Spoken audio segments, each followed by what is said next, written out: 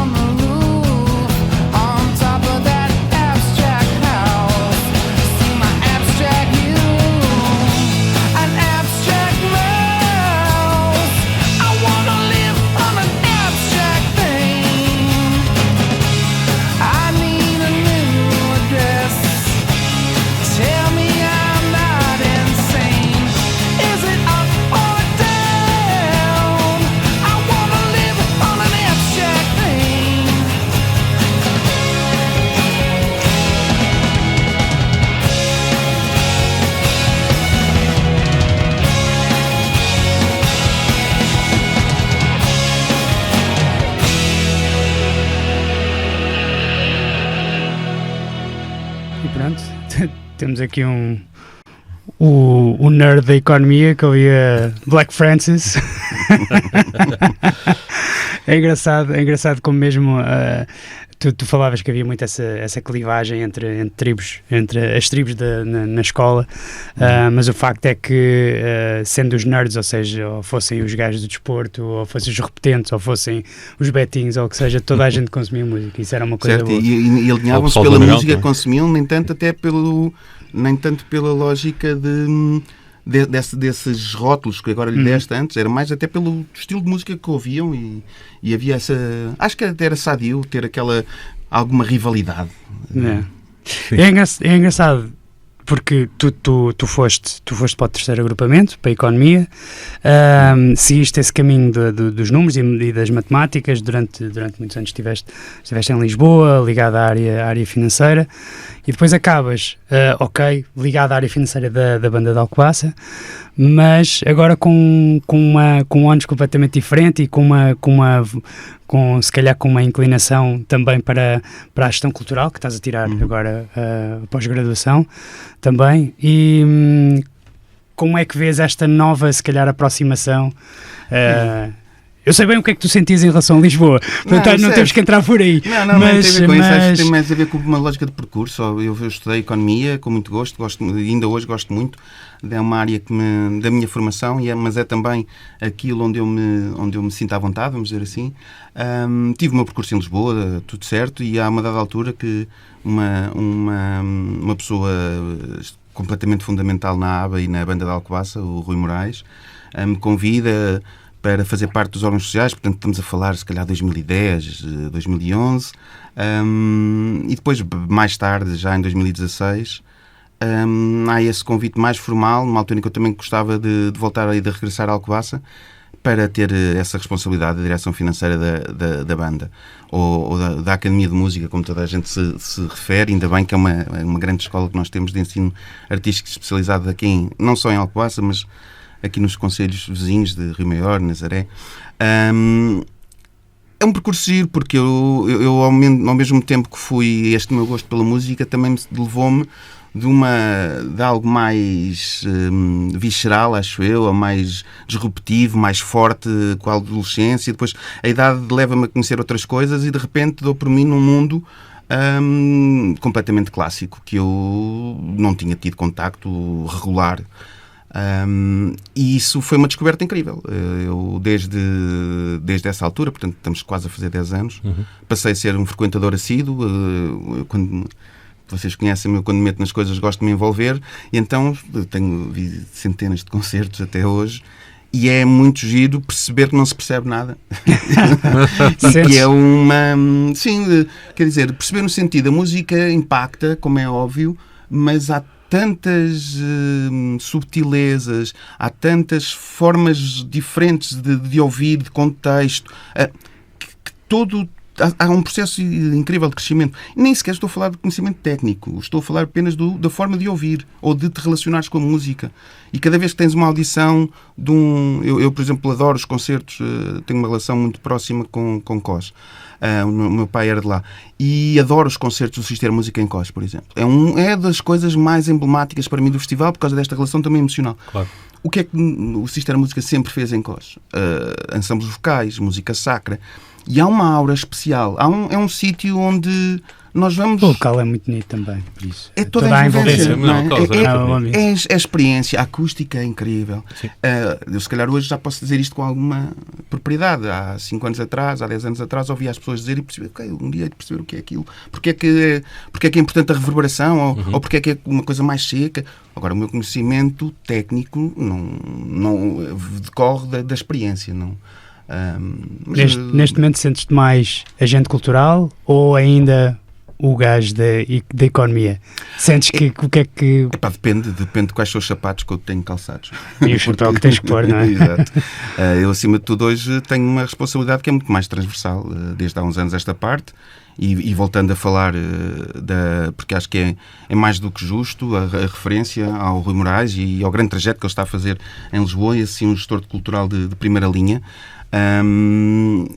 Eu fui acompanhando, e retomando um pouco a história, eu fui acompanhando muito o processo de transformação que fomos fazendo na associação, obviamente com todas as outras pessoas envolvidas, a Susana Martins, a Dulce Alves, mais tarde o David Silva, portanto as pessoas que estão ao nível da direção, o António Moraes, que é o diretor pedagógico está desde há uns largos anos esta parte, e o grande trabalho que fomos fazendo, acho eu, era, se calhar dito de uma forma, numa expressão, é garantir que no dia em que nós saiamos a banda permanece, a Escola de Música permanece, o Sister Música permanece. Portanto, nós somos todos fazemos parte, somos todos, de certa forma, imprescindíveis, mas a partir do momento em que formos embora deixamos de o ser. Isso é que é giro. Portanto, ocupando esse espaço de maior apoio ao Rui, na altura em que o Rui acaba também por ter o primeiro convite para ir para o São Carlos, eu nesse ano assumo a vice-presidência da ABA, ainda o Rui como presidente, e é normal que o meu papel aí tenha passado a ser um bocadinho mais lato.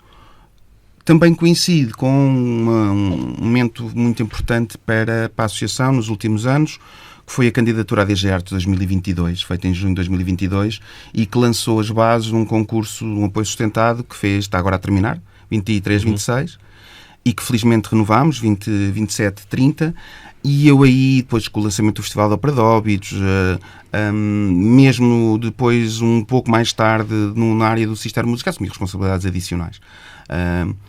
Acho que nunca foi um caminho traçado, foi aquilo que era preciso ser feito e o meu gosto, não é? Também não foi nada premeditado, foi tudo, foi acontecendo. Sim, acho que não há... nem sequer é planeado. Premeditado até pode ter uma carga... Não, sim, nem sequer é planeado. É algo... Uma das coisas mais interessantes de trabalhar, eu tive a experiência de trabalhar durante muitos anos numa multinacional financeira. A experiência de trabalhar numa organização sem fins lucrativos é bastante diferente. Porque... efetivamente, nós estamos ao serviço de alguma coisa e é preciso primeiro perceber ao serviço de quê. E porque senão torna-se difícil navegar. E então ali isto leva a que depois também no dia-a-dia as decisões sejam mais partilhadas, haja mais flexibilidade. Nós sempre tivemos a vontade e nós acabamos, nos últimos anos temos tentado fazer isso um pouco mais, que é demonstrar às pessoas como é que os outros nos valorizam, por exemplo.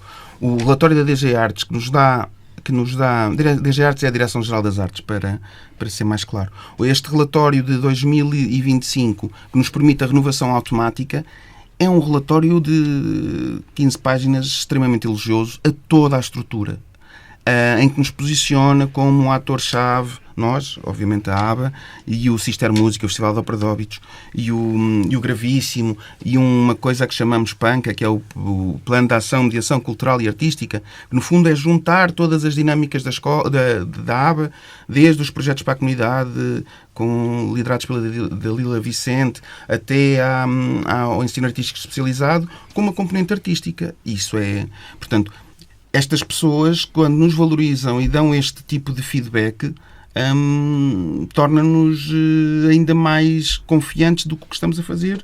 Obviamente, e depois também com todos os desafios que sabemos bem que a cultura enfrenta.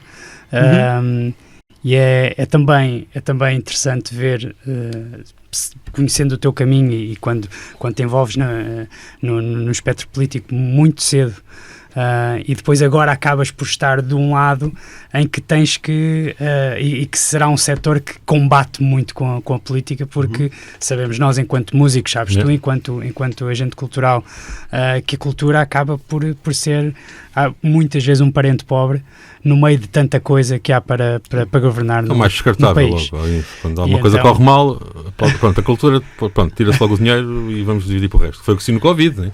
Quando foi o Covid, o que é que a cultura, esquece lá isso. Pronto. Agora vamos ver. Esse é daqueles debates mais complexos e eu acho que um dia em que haja uma falta evidente de oferta cultural, só nessa altura é que se vai perceber que o comum dos mortais, vamos dizer assim, o cidadão, como somos todos, começa a perceber os impactos dessa ausência. É verdade que a cultura e os orçamentos para a cultura, falando de dinheiro, e o espaço que a cultura ocupa dentro dos programas partidários é diminuto. Deveria ser muito mais reforçado e devia ser muito mais consistente, porque no fundo a cultura é uma palavra, dentro de si é um universo que tanto pode ser etnográfico como mainstream, como erudito, como educacional, como social. Então está ali uma grande amálgama de coisas E às vezes é fácil dizer lá o tal grito de revolta que eu tendo a concordar, que é o 1% para a cultura. Ok, que é o que se pede há muitos anos a esta parte, para no Orçamento de Estado de Portugal. Mas aquilo que acabo por sentir, e fazendo esse paralelismo, não é preciso estar na política para ter uma participação política. Portanto, a participação cívica, e eu acho que nós, na associação onde estamos, temos uma participação que é complementar à oferta, e aqui oferta no bom sentido da palavra, à estrutura política que existe no Conselho, e não é só no nosso. Eu volto a frisar porque às vezes é engraçado ver como é que os outros nos veem. Uma das coisas que a DG Artes reflete, lamento estar sempre a dizer este chavão, é que nós temos uma capacidade de diplomacia cultural. Ora, esta lógica de diplomacia cultural é uma coisa para a qual nós nunca tínhamos tido o olhar, apesar de, efetivamente, o Sister Música se relacionar com dezenas de atores autárquicos, desde juntas de freguesia, a oeste de cima, câmaras. Portanto, nós estamos a intervir politicamente numa associação sem fins lucrativos com um interesse cívico de ter uma oferta cultural relevante, inclusiva e, acima de tudo, que seja desafiadora para quem nos ouve, para mostrar coisas que nós, se calhar, não teríamos oferta aqui ao pé de casa. E hoje temos. E hoje é tão regular que as pessoas, às vezes, até desconsideram o facto de terem.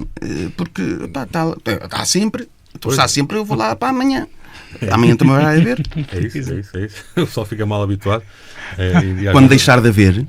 mas é sempre assim.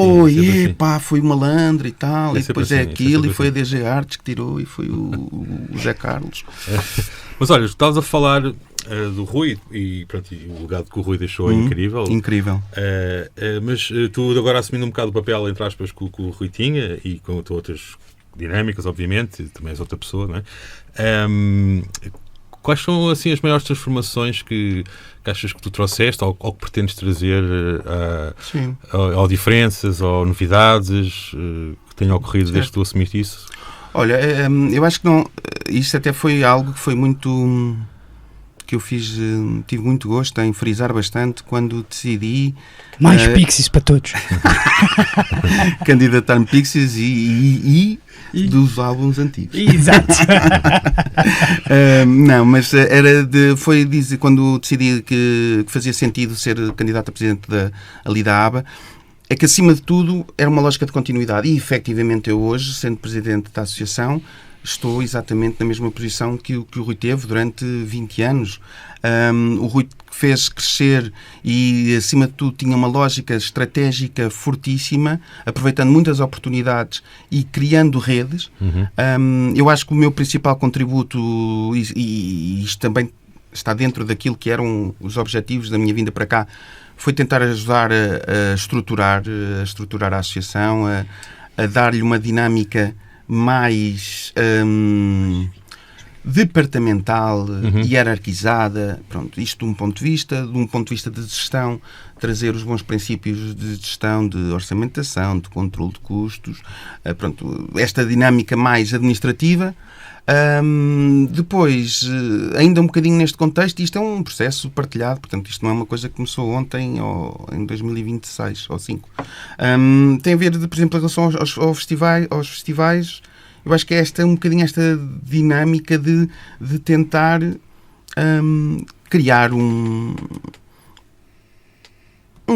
enquadramento, portanto, dar força à programação principal e assumir a programação principal, mas ao mesmo tempo definir o que são os outros mundos. A questão que nos surge a partir de 2023 do Fronteiras é uma coisa que esta lógica de nos ser de alguma forma evidente que tínhamos de ter uma programação a nível anual.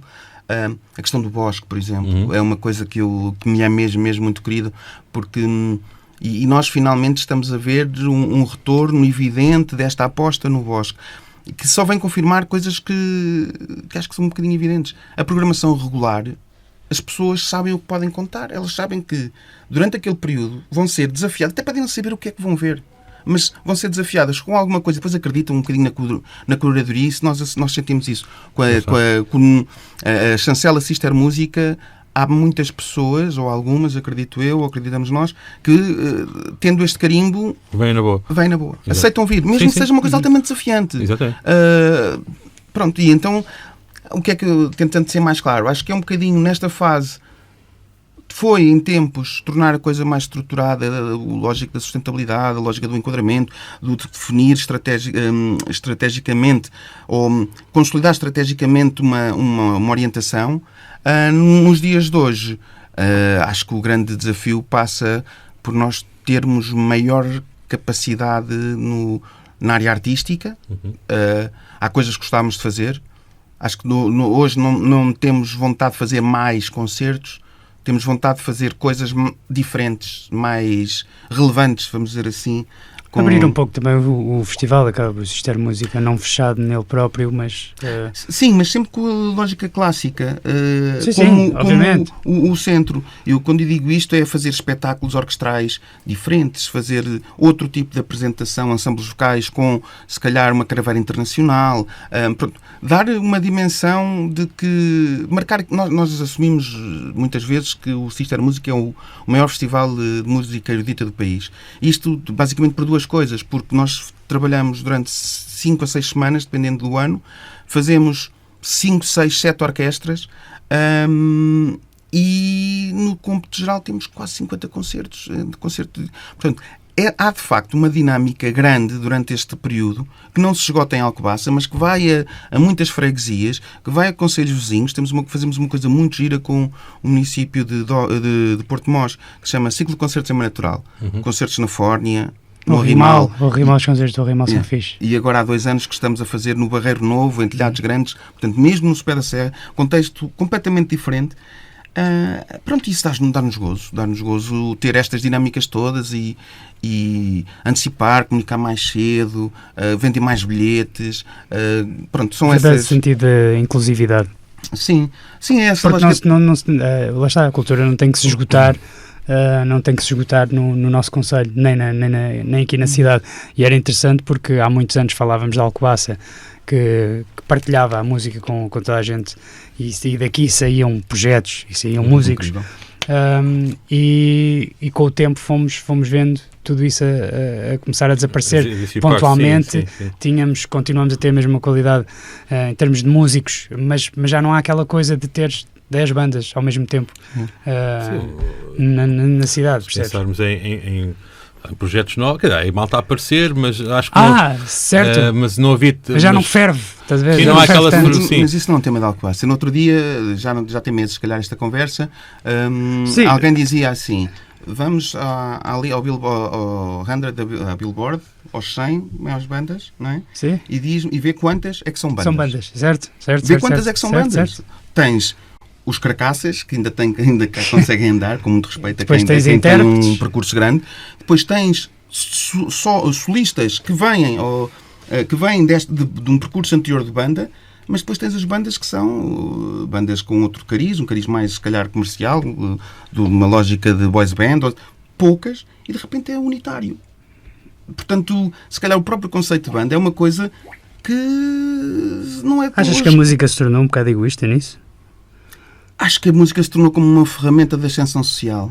E isso leva a que haja muito interesse / facilidade em minha casa, com a parafernália que eu hoje consigo ter um hype, uma cena, e esta é a minha cena. Se quer ser saliente, aqui estou eu. Eu acho que isso no fundo, isso representa a democratização do acesso às tecnologias de gravação, produção, estúdio, e também a formação que tu consegues obter hoje em dia nos YouTubes da vida. Se procurares bem, consegues logo ter, se for preciso, uma formação em guitarra ou piano, sei lá. Está muita porcaria, mas e acho que a juventude, os millennials, não é? Como se diz, tu és millennial mesmo. Somos millennials. Eu sei, essa malta aí dos 20 anos, vá. Pronto, assim. Então... Se estás a falar dos 20 anos, é dos alfas. É dos alfas, Alfa de Centauro também. Não, mas eu estou a falar daquela malta até para aí, que é 10, 20 anos mais novos que nós, isso não são os millennials. Não? Também são. Pronto, então, nós somos início dos millennials. Exato, mas eu considero antes dos millennials. Mas pronto, whatever. És um old soul. Sabes o que é que eu na prática... Mas estava a dizer que pronto, a malta hoje em dia, como teve sempre, viveu com a tecnologia, pronto, e cresceu a adolescência com a tecnologia, se calhar nunca sentiu necessidade de ter que ir para a casa de um amigo onde ele tivesse a bateria para tocar e não é? Mas vamos ver, eu parece que disse isto de uma forma pejorativa ou Não, negativa. não, de contrário, disseste de forma realista. O facto de em Alcobaça hoje não haver mais bandas do que quer que seja, é uma razão, apenas acompanhar uma tendência que é regular. Claro. Agora, continua a haver muita gente relacionada com a música. Certo. Ver os grupos de música no Carnaval. Ver outros movimentos.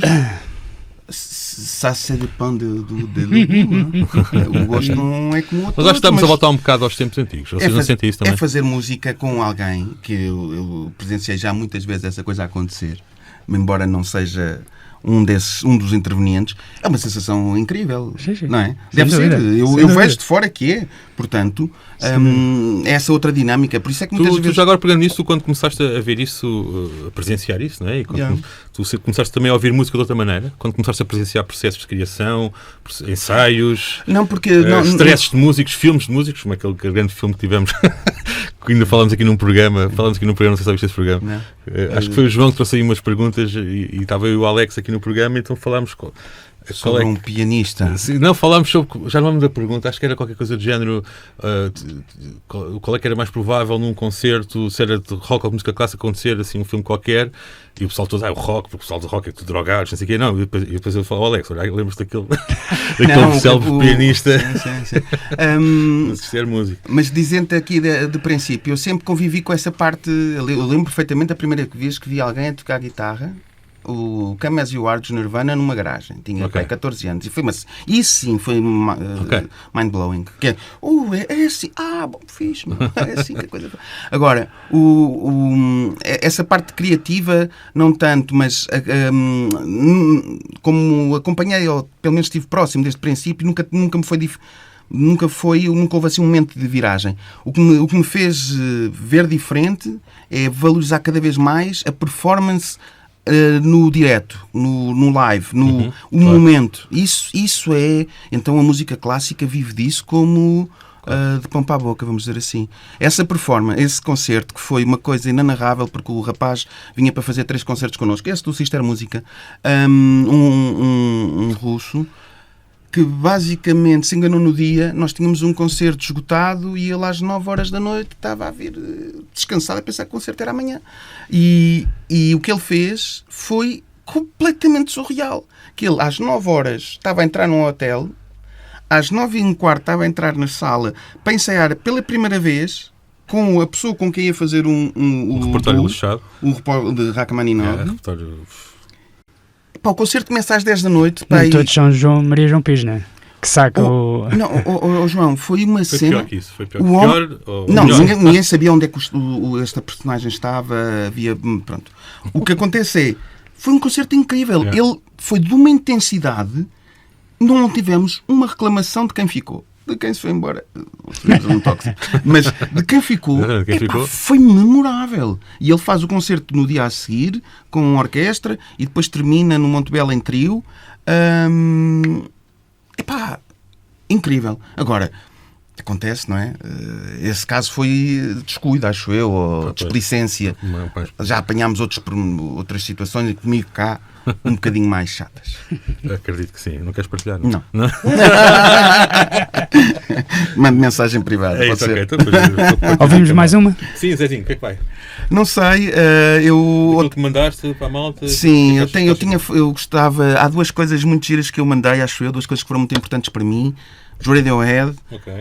E o que eu, na altura, temos aí uma coisa que, quando vieram os toques de polifónicos, e depois a seguir passámos a ter toques que eram MP3. Foi o primeiro MP3 que eu pus a tocar, que era o No Alarm, No Surprises,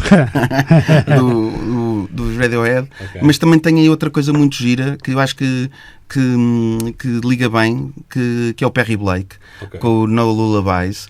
Perry Blake, noutro tempo, e vamos ter que voltar aqui à figura e ao meu grande amigo Rui Moraes, eu tive o prazer de ver em Alcobaça. O Perry Blake veio em Alcobaça, ao Cine Teatro, numa altura em que estava não estava no apogeu, porque estamos a falar de 2010, 2011, talvez ele tem o álbum mais forte, o Ordinary, Califórnia seja para aí de 2008, coisa assim que valha, mas isto é em 2012, por aí. Ok. E esta música é incrível e o piano, as cordas, são coisas que eu fui descobrindo aqui e que hoje valorizo muito mais por causa deste caminho que a vida me trouxe. Ok, então ficamos com... No Lullabies. No Lullabies, Barry Blake.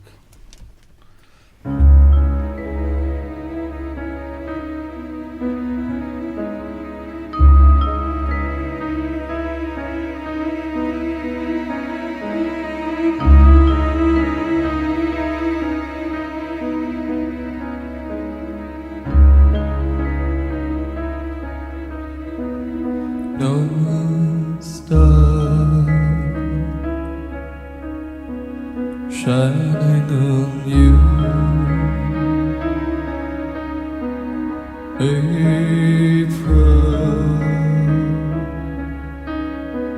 pretends to be June.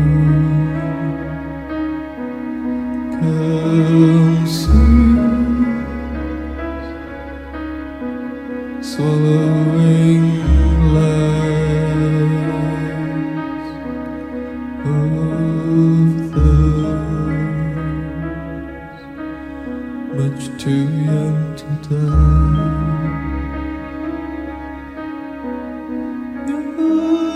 Lullabies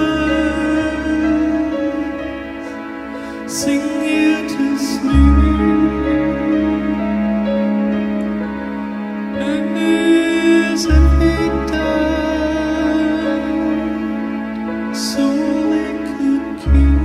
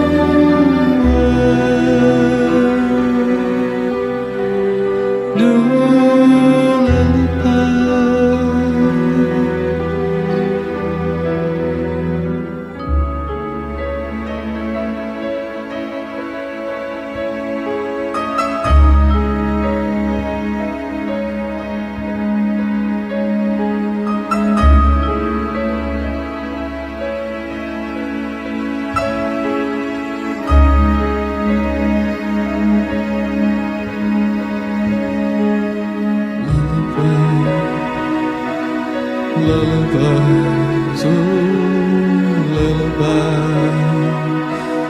lullaby.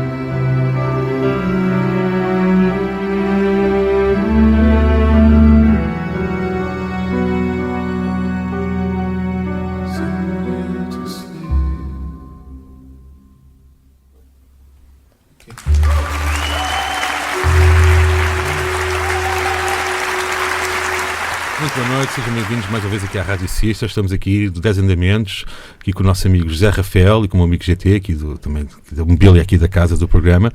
Temos estado a falar aqui com o José Rafael na qualidade de diretor e presidente da ABA, da Associação Banda de Alcobaça. E inevitavelmente vamos agora direcionar aqui o programa para falarmos um bocadinho sobre este épico festival que temos cá em Alcobaça, o Sister Música 2026. Tive o privilégio de estar a tocar a semana passada aqui no arranque do Bosque, foi altamente. E é uma programação que eu gosto bastante e que tenho sempre acompanhado ali no Bosque, mas começamos agora na próxima sexta-feira, não é, Zé? Sim. Que abre o festival. Sim, e dia 26. Dia 26, então o que é que... Pronto, vamos falar um bocadinho sobre o festival. Sim, acho que aproveitar aqui também um bocadinho esta minha vinda aqui, o vosso convite, para... mais do que falar de programação, para tentar dar, se calhar, aqui um bocadinho a nossa ideia de como é que olhamos para o festival e o que é que o Sister Música acaba por almejar. O Sister Música é um festival de música clássica. Isto é um ponto assente, começou em 92 e nós temos o privilégio desde o ano 2000. Mas tem essa matriz? Sim, okay. E essa matriz é a matriz identitária. Mas não é só um festival de música clássica, é um festival de música clássica relacionado com o Mosteiro de Alcobaça. Portanto, esta relação que nós... Está-me a precisar usar um palavrão. Esta relação simbiótica que nós queremos ter entre o espaço físico, património da Unesco, que convivemos com ele diariamente desde que nascemos, claro. E quantas gerações o fizeram antes de nós, e apresentar obras clássicas, eruditas, desde ensembles vocais a canto gregoriano, a seguir falar de música de câmara, a termos solistas, a termos... Jazz, mas eu ainda estava dentro da cena mais erudita e das informações. Depois temos, obviamente, não vamos ter uma orquestra dentro do mosteiro, porque o mosteiro não tem condição acústica para isso. Fazemos quase, e pegamos com o programa com que vai abrir, que é uma orquestra de câmara, já grande, com 10 solistas a simular, em que eles também são o próprio coro e têm intervenção de solista. Esta missa de... Isso é Simonó de Barro, não é? Com o Ludovic Ensemble. Okay. E depois ao lado vamos construindo, e fomos construindo ao longo dos anos, uma data de ações complementares, vamos dizer assim. Outros mundos, uma programação que sai da clássica e que se relaciona então com o jazz, com o bailado, com a música do mundo, com o folk, às vezes até com o indie, se for dentro de algum espectro. E é um bocadinho aqui que entra o Bosque, por exemplo. O Bosque é, acima de tudo, a ideia de conectar o festival com a cidade e que as pessoas vejam ali uma porta de entrada para um dia ter vontade de ir a ver um concerto de Sister Música. Há uma preocupação, que se calhar primária, vamos dizer assim, naquilo que estamos a apresentar no Bosque, é que por alguma forma ela se relacione com a música mais dita erudita. Seja através da instrumentação, porque há ali um instrumento que tem esse cariz ou que pode estar a ser apresentado de outra forma, seja até pelo formato. Pronto, há sempre qualquer coisa que tenta... E agora nós... Passa muito por desafiar também as pessoas, que eu acho que o conceito também passa muito por aí. Claro. Por isso é que lembro-me do projeto do Marco Paulo. Isso. Por exemplo, que era uma maneira fantástica do João... do Pedro Branco. Pedro Branco toca Marco Paulo. Não era? Que fazia aquelas versões meio jazz, meio experimentais de canções do Marco Paulo, que era fantástico. João, deixa-me interromper. Foi tão engraçado ver a malta a tentar cantar os refrões. E de repente parece que estamos lá, mas perdemos, não é? Porque ele foi para outro sítio e quando voltamos quase conseguimos apanhar, mas ele andou ali num sítio qualquer no meio. Um 5x4. Não. Olha, o Pedro Branco vem cá este ano outra vez, no dia 27, com um outro projeto que é em parceria com outro José projeto. Não, é Tape Junk e o Pedro Branco. Mas pronto, então nesta lógica, e depois ainda temos aqui mais duas dimensões que eu acho que ainda vale a pena referir. A lógica do Junio e Famílias, portanto, a nossa programação que vem da escola para todos, dar oportunidade dos nossos alunos se apresentarem no Palco da Cerca, por exemplo, como vai acontecer este ano com a Rua do Carlos Garcia, uma peça semi-encenada ou com uma encenação já marcada, ou o bailado que todos os anos apresentamos no Cineteatro do espetáculo final de ano. Mas depois temos os recitais de solistas, temos o concerto laureados do Pequenos e Grandes Talentos, que é o nosso concurso interno de talentos da escola. Pronto, e agora vamos pontuando. Este ano estamos a querer apostar. O ano passado fizemos uma experiência pequenina com um filme. Este ano vamos ter um ciclo de cinema e vamos fazer cinema ao ar livre no Patim da Cerca. O Patim da Cerca é na ala sul, aquela antecâmara antes de entrarmos mesmo para o palco da Cerca. Estamos à espera que seja uma coisa também surpreendente, estarmos a ver as torres do mosteiro lá atrás e ter aquele impacto. Acho que vai ser uma experiência também muito gira. Olha, e antes de irmos, queres falar um bocado mais da questão do Mahler? Quero só dizer, pronto, eu como é perceptível, eu sinto-me como peixinho na água nas questões mais administrativas e de organização e de gestão, de pensamento da coisa. A questão artística é algo que nós gerimos como um todo e este ano entendemos que a ressurreição era o tema à volta do qual queríamos trabalhar e guardámos para finalizar a segunda Sinfonia de Mahler, que é, além da sua imponência, tem um elenco incrível. Então, estamos a falar de 115 músicos, mais quando é que vai ser apresentado? De 100 pessoas em palco. Portanto, estamos a falar de 200 e tal pessoas em palco. 31 de julho, na Cerca, a encerrar o festival. Incrível. E vamos então terminar aqui o programa. Obrigado, Zé. Muito obrigado. Zé, obrigado. Eu estendi-me um bocadinho na conversa, mas eu acho que isto foi muito giro. Falar convosco e estar nesta condição. A ideia é isto fluir, assim, tem que ser. E Tá bem, bom. fico sempre disponível. E vejo-vos a todos no Sister Music. Sim, senhora. Já agora, na missa em si menor, que Dia 26, entrada é livre. uma obra épica, incrível. Só aquele coral de abertura é qualquer coisa. E vou-vos deixar então, o Zé pediu-me para escolher aqui um excerto da segunda Sinfonia de Mahler. Eu vou pôr aqui o coral final, que é a parte mais densa e mais forte, em que ele se baseou mesmo num poema chamado A Ressurreição. É a segunda Sinfonia de Mahler, aqui dirigida por Otto Klemperer.